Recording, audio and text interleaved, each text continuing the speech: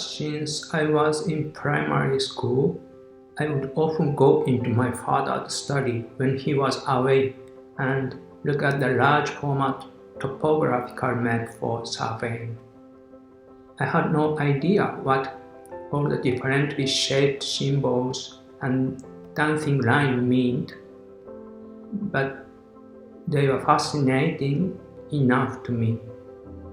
I could have just looked at it for hours, and it was somewhat exciting for me. I think it is because of this experience that I am still attracted to contour lines and organic lines. This is strongly reflected into my current work, which makes extensive use of organic lines. As a student, I made general paintings and sculptures. It was a simple system of taking my work to exhibition space and presenting it. As I continued to create and exhibit my work, I began to wonder if incorporate elements of the exhibition space into my work as the opposite system to the former. For example, during a pre-inspection of the exhibition space, I would find things that would serve as a starting point for my creation, such as columns, floor tiles, cracks, railings, light switches, or any dirty or bump of the wall. In this way, I gradually began to produce my artworks that incorporated those elements. In 2000, I visited an exhibition space in Sapporo to make an inspection of the space. It was a very old stone warehouse, and I found a big crack in the floor and decided to use it as a motif. I traced outline of the cracks and later cut a hard plastic plate into the same shape based on that tracing. One day I returned to the exhibition space and fitted the piece into the crack. That moment, like fitting a jigsaw puzzle, the piece filled the empty space of the crack perfectly. Was very fresh, pleasant, and impactful experience for me. Since then, I have called these cracks and broken spot hekomi, and they have become an important motif for me. To date, I have collected more than 400 hekomi shapes in 45 countries around the world. Next, the city study will be described. Generally, hekomi is a shape that can found from normal human height. A few years ago, it occurred to me that if I set my viewpoint far up in the sky and looked for the shape on the ground, what would I see? Following this idea, I observed the ground using aerial photography and found that the shape of the city, surrounded by green nature, emerged like a hekomi. It was a precious discovery that this could also be called a hekomi on a large scale. Little later, this discovery developed into the city study.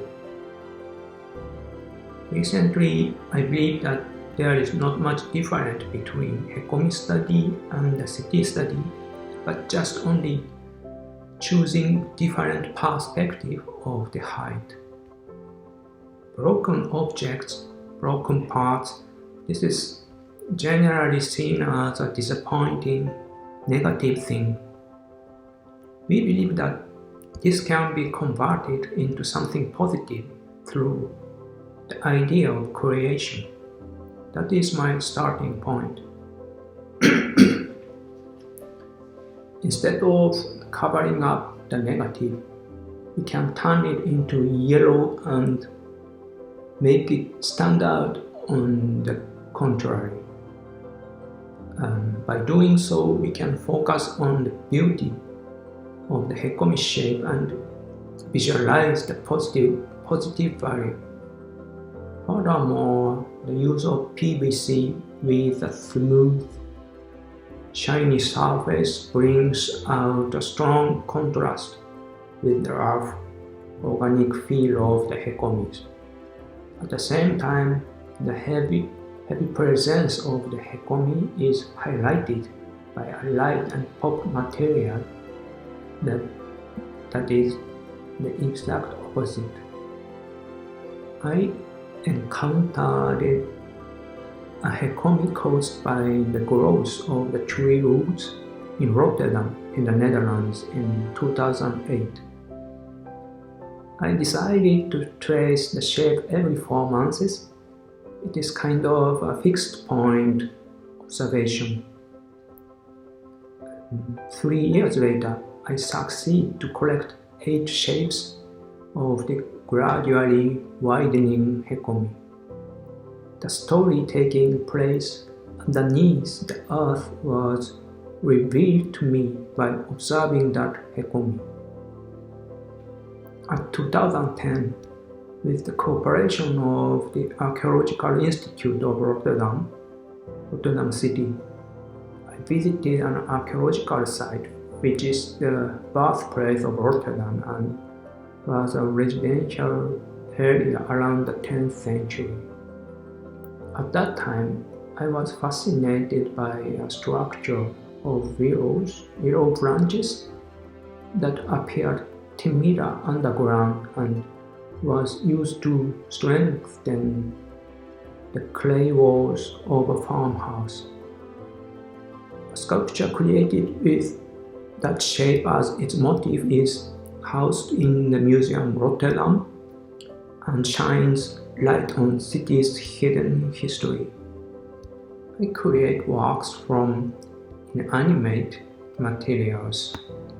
Even so, I want to give them some kind of presence and life. This is not always easy, but I believe that only when human will and philosophy are strongly reflected into the material, then some kind of mutual reaction occurs between human and inanimate objects. Then a unique and inexpressible presence will be born.